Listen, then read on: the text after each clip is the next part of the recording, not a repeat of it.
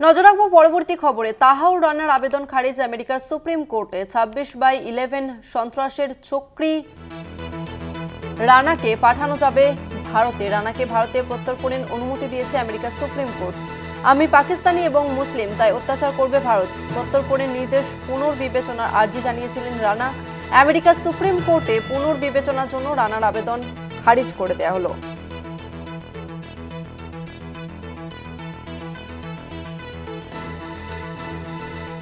আর একবার জানিয়ে রাখবো, তাহাউর রানার আবেদন খারিজ আমেরিকার সুপ্রিম কোর্টে। 26/11 সন্ত্রাসের চক্রী রানাকে পাঠানো যাবে ভারতে। রানাকে ভারতে প্রত্যর্পণের অনুমতি দিয়েছিল আমেরিকার সুপ্রিম কোর্ট। আমি পাকিস্তানি এবং মুসলিম, তাই অত্যাচার করবে ভারত, এমনটাই মন্তব্য করেছিলেন রানা। প্রত্যর্পণের নির্দেশ পুনর্বিবেচনার আর্জি জানিয়েছিলেন তিনি। আমেরিকার সুপ্রিম কোর্টে পুনর্বিবেচনার জন্য রানার যে আবেদন তা খারিজ হয়ে যায়।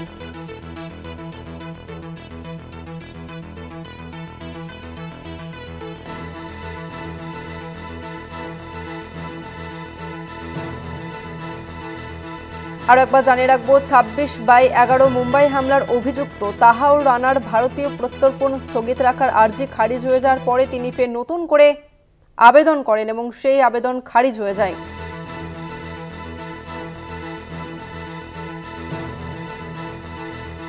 তাহাউর রানার আবেদন খারিজ আমেরিকার সুপ্রিম কোর্টে। 26/11 সন্ত্রাসের চক্রী রানাকে পাঠানো যাবে ভারতে। রানাকে ভারতে প্রত্যর্পণের অনুমতি দিয়েছিল আমেরিকার সুপ্রিম কোর্ট। আমি পাকিস্তানি এবং মুসলিম, তাই অত্যাচার করবে ভারত। প্রত্যর্পণের নির্দেশ পুনর্বিবেচনার আর্জি জানিয়েছিলেন রানা। আমেরিকার সুপ্রিম কোর্টে পুনর্বিবেচনার জন্য রানার আবেদন খারিজ।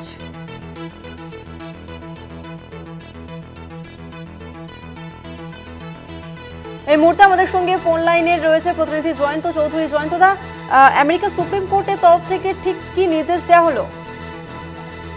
হ্যাঁ, তো এটা একটা খুবই গুরুত্বপূর্ণ একটা বিষয়। তার কারণটা হচ্ছে, গত 25শে জানুয়ারি আমেরিকার সুপ্রিম কোর্ট জানিয়েছিল যে রানা হচ্ছে কে না, এই যে 26/11 অর্থাৎ 2008 সালে যে ঘটনায় মুম্বাই যে আক্রমণে 175 জন ভারতীয়র মৃত্যু হয়েছিল, যে জঙ্গি আক্রমণে, পাক জঙ্গি লস্কর-ই তৈবার আক্রমণে, তার অন্যতম চক্রী বা ষড়যন্ত্রী হিসেবে একে ধরার জন্য চেষ্টা হয়েছিল।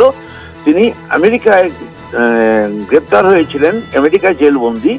এই অবস্থায় গত 25 জানুয়ারি তাকে সুপ্রিম কোর্ট এই প্রত্যর্পণের অনুমতি দেয়, অর্থাৎ আমেরিকা থেকে তাকে ভারতের হাতে বিচারের জন্য পাঠিয়ে দেওয়ার অনুমতি দিয়েছিল।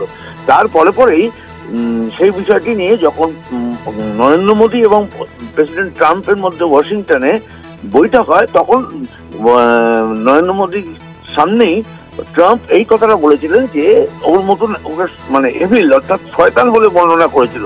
বলছিল তাকে ভারতে নিয়ে বিচার হওয়াটাই তার দস্তুর, এইভাবে তিনি বলেছিলেন।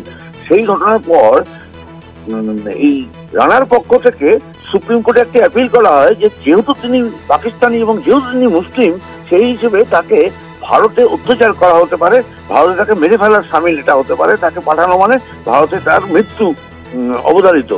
এই ধরনের আবেদন জানিয়ে সে একটি সুপ্রিম কোর্টের কাছে প্রার্থনা করে তাকে যেন ফেরত পাঠানো না হয়। সুপ্রিম কোর্ট সেইটা গতকাল সুপ্রিম কোর্ট সেটা নাকচ করে দিয়েছে।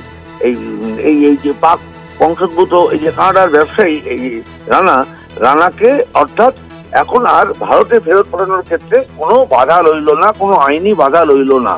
এটা একটা বড় খবর সেই দিক থেকে। কারণ আমরা জানি 2008 সালের সেই ঘটনার পর থেকে আজমল কাসাব একমাত্র যে জঙ্গি ধরা পড়ে এবং তার ফাঁসি হয়েছিল।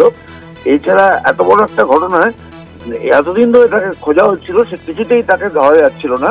এই প্রত্যর্পণ চুক্তি যেহেতু ভারতের সঙ্গে মার্কিন যুক্তরাষ্ট্রের রয়েছে, তার নিরিখে তার এই ভারতে তাকে ছেড়ে দেওয়ার বিষয়টি এখন আরো সহজ হলো। এখন দেখার প্রশাসনিক স্তরে এইটা কার্যকর কিভাবে হয়। ধন্যবাদ তোমাকে জয়ন্তদা। আপনাকে এই বিষয়ে ধন্যবাদ। তবে আপনি আমাদের সঙ্গে থাকুন। আরো একবার জানিয়ে রাখবো, পাকিস্তানি বংশোদ্ভূত কানাডার নাগরিক তাহাউর রানা বর্তমানে লস অ্যাঞ্জেলেসের মেট্রোপলিটন ডিটেনশন সেন্টারে তিনি বন্দী রয়েছেন। তাকে ভারতে ফেরানোর প্রক্রিয়া শুরু হওয়ার পর থেকেই প্রত্যর্পণ রোধে একাধিকবার চেষ্টা করেছেন তিনি এবং ফেব্রুয়ারি মাসে তিনি মার্কিন সুপ্রিম কোর্টের বিচারপতির কাছে একটি জরুরি আবেদন করেছিলেন যাতে তার প্রত্যর্পণ প্রক্রিয়া বন্ধ রাখার অনুরোধ করা হয়েছিল। কিন্তু সুপ্রিম কোর্টের ওয়েবসাইটে জানানো হয় যে বিচারপতি কাগান তার আবেদন খারিজ করেছেন, অর্থাৎ ভারতে নিয়ে আসতে তাকে আর কোনো বাধা রইল না।